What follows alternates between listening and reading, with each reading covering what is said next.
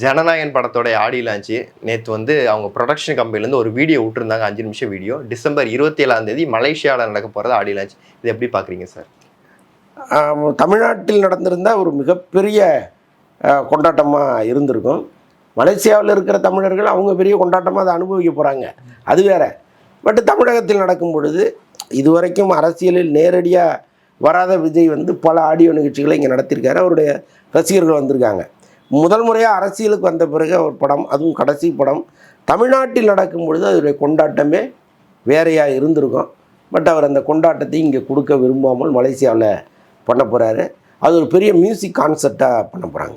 அவருடைய 35 படங்கள்லேருந்து பாடல்களை தேர்ந்தெடுத்து ஒரு 35 பாட்டை அங்கே ப்ளே பண்ண போகிறாங்க. 35 படங்கள். ஆமாம், செலக்டிவாக. ஏன்னா அவர் நடித்த எல்லா படத்துலேருந்து பாட்டு போட்டால் விடிஞ்சிரும், அவ்வளோ பாட்டு போட முடியாது.